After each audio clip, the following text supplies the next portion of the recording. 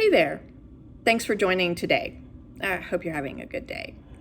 Today we're going to answer the question of how do I lead my team to better results as part of the Ask a Manager playlist. So I was a leader in corporate America for 30 years at a private brokerage house, primarily in sales. So no matter where you lead, whether that's in an office, at a building, whether that's at a retail store or at a construction site, the thing that we have in common is we're all leading people. So I think you'll be able to filter through my 3 points today to grab some information so that your team can get better results. Let's get started. So I'm going to cover 3 points. One is, the first point is when you're looking for better results, I look at trends. I'm a trend girl. I have a saying, 3 dots make a trend, and let me tell you a little bit about that. So I would have an employee that would have like a really great month performing, and I would be excited, and we should encourage them. However, 1 month does not make them a great performer, nor does, if they have a really off month, does that make them an underperformer.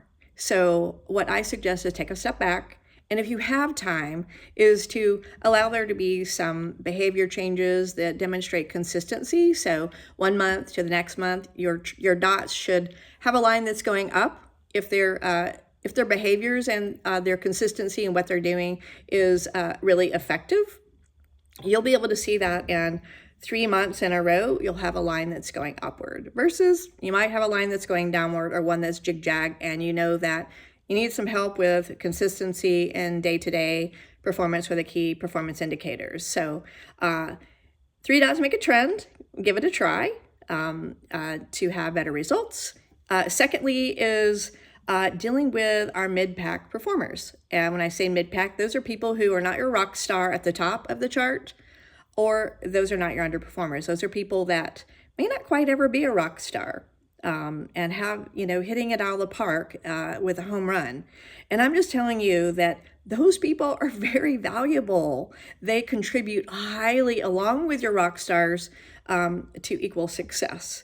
And so many leaders will make the mistake of doing the 80-20 rule that I didn't make up. But the 80% is you spend 80% of your time with people who are not performing to standards, and you spend 20% of those that do. We need to do the flip-flop. We need to spend 80% of our time with the mid-packers and the high performers, and with the 20%, we need to be very clear, set expectations, have a due date and a next step so that they can be successful too. So don't forget to love on your mid-packers, please.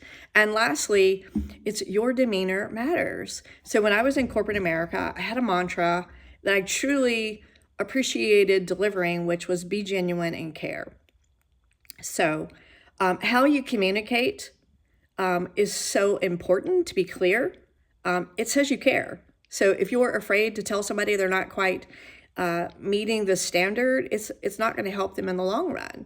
Also, being vulnerable. Not everybody's going to buy into this, being vulnerable, because people think that they have to be all buttoned up and be this image. But I'm telling you, when you're vulnerable and you share something that maybe is you would consider a failure or a disappointment, or you're having an off day, it makes you a real person, and people can relate to that and they want to follow you. And so your demeanor really matters. So be genuine and care. So look for trends to yield behavior changes and consistency. Love on those mid-packers and be genuine and care. Thanks for joining us. We'll see you next time on Hey Bubba, Hey Girl.